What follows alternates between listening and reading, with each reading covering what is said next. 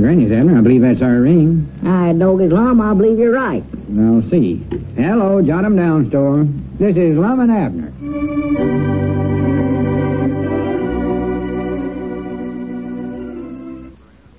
And now, let's see what's going on down in Pine Ridge. Last Friday, when Abner told Sister Simpson that Lum had a broken leg so that he could get out of taking her to a sociable at the schoolhouse, little did he realize the trouble he was getting Lum into. As we look in on the little community today, we find Lum and Abner down at their jot'em down store discussing the matter. Listen. It's every bit your fault, too. I ought to take one of these crutches and whop you right on top of the head with it. Well, now, don't go laying it on to me. It was your idea, every bit of it. My idea? Yes, sir, your idea. You told me to tell Sister Simpson that your leg was broke so you wouldn't have to take her to that sociable last Friday. I told you to tell Sister Simpson, but I never told you to spread it all over town. You went over there to that sociable and told everybody there that I had a broke leg. Well, folks was asking me why you weren't there, Lum. And then that new school teacher, Miss Fredericks, or whatever her name is. That's right, Miss Fredericks. Yeah, she walked up to me while I was standing there talking to Uncle Henry Lunsford, I believe it was, and a bunch of them, and said she heard you had a broke leg and wanted to know how you was getting along. Well, natural, I had to say something to her. Couldn't just stand there. Yeah, well, how did she hear about it? Well, I reckon Sister Simpson told her. She boards over there. Yeah, that's right, ain't it? And that's the reason I rushed on over there to your place Friday night and told you better get your leg wrapped up with some splints on it, 'cause everybody said they was coming over to see you. Well, they sure done it. I think the whole town come over there to play Saturday and Sunday sympathizing with me. Well, you ought to be glad to have so many friends. Oh, yeah, it's awful thoughty of them to want to help, but it makes me feel ashamed to death to sit there and let them wait on me hand and foot when there ain't a thing in the world wrong with me. No, natural. Feel like I'm cheating. Have to sit there and tell stories about how bad it hurts and make up stuff. Women folks cooking all kinds of victuals for me to eat. Well, natural, they know you ain't got nobody over there to take care of you. Yeah, the widow Abernathy baked up a cake and brung over to me. Well, you're getting something to eat anyway. Oh, yeah, I'm into it now, though. I can't let them know my leg ain't broke after eating all them victuals. No. Especially after eating that big cake. Yeah, that's where you made your mistake right there. No, the mistake was made whenever you told Sister Simpson I had a broke leg. Well, you told me to tell her that. Hollered to me while I was talking to her on the phone. Said, tell her I got a broke leg. Tell her I got a broke leg. Do you have to repeat everything you hear? Worse than some Polly parrot. Well, I thought I was doing the right thing. I'm sorry. Well, forget about it. It's too late now. What I better be doing is studying up some way out of this. Well, the only thing I know to do is just haul off and tell everybody just a joke. Joke? Oh, no. Done went too far for that. If I told that Ezra Seastrunk and Mose Moot this is a joke about my leg being broke after letting them pack me out in the front yard Sunday afternoon in that rocking chair and letting them wait on me, they'd beat me to death. Yeah, that's right. That Ezra, he ain't got no sense of humor at all. Awful high-strung. I know, he'd fight. Oh, yeah. And I wouldn't blame him none, either. No. No, we got to think of something else, Abner. Well, let's see. Doggies ought to be some way out of it, surely. Well, we better find something before I go stark raving mad crazy. You've got them bandages on there so tight, it's got the circulation cut off. Well, I don't know nothing about fixing a broke leg, Lum. You ought to get Doc Miller to wrap it up for you. He can do it right. Yeah, and then he'd find out it ain't broke and tell everybody in town. Uh-oh, yeah, that's right, ain't it? Granny's, I might as well have a broke leg as to have to drag myself around with these crutches, my leg all wrapped up. Yeah. At least wouldn't have to tell my friends no stories about it. Well, if it make you feel any better, we might find a way of sure enough breaking it. Got to find some way. Do what? Break it? Yeah, we ought to find some way to do it. You told Sister Simpson that you fell off the porch, or had me tell her that. Why don't you just try that? Are you crazy? You think I'd sure enough break my leg? On a purpose? Well, you wouldn't have to break it much, just a little. Well, there ain't no way to break it just a little, though. Well, you said a broke leg is a broke leg. I know. Anywhere. Yeah, I know it. I don't know. I just trying to help you. Said it'd make you feel better if you had one. Well, it would, but I mean, I'd just hate to go around telling folks something that ain't the truth.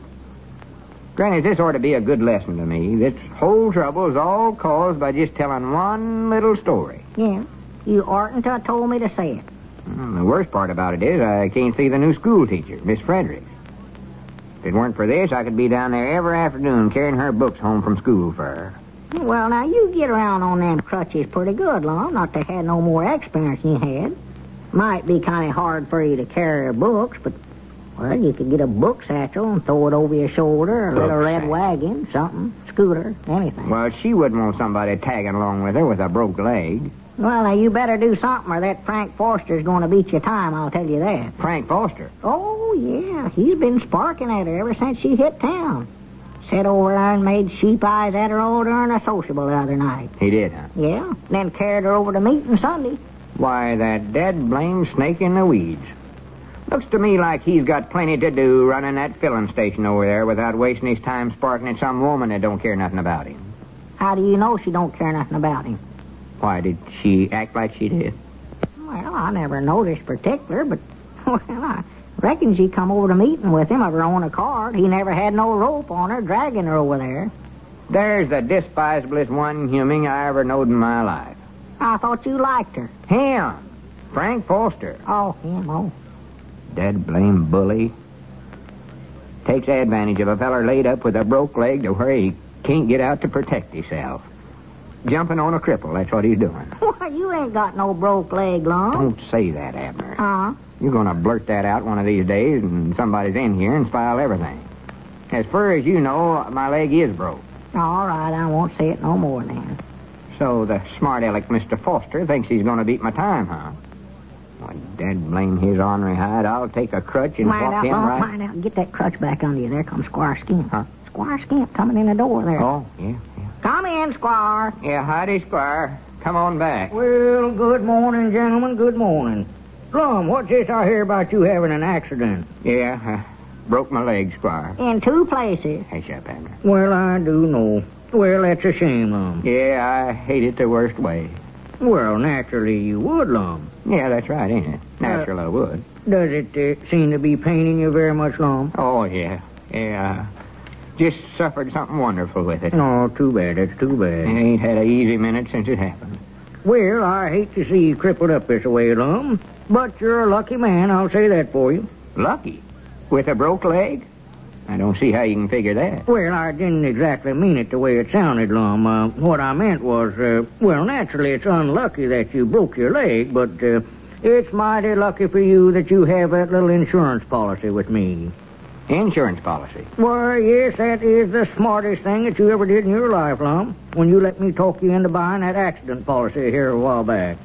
Thanks, I forgot all about that. Well, broke legs don't count, do they? Why, of course it does. Yes, it does.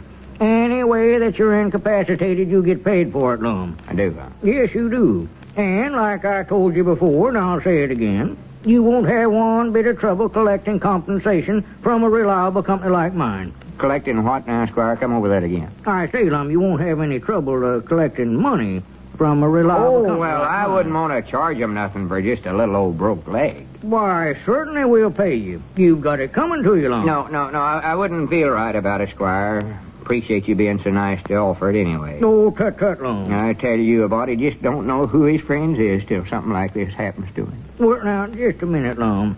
Do you mean to sit there and say that you don't want to collect what's rightfully coming to you after paying premiums all this time? No, sir. It weren't their fault I said that blame clumsy.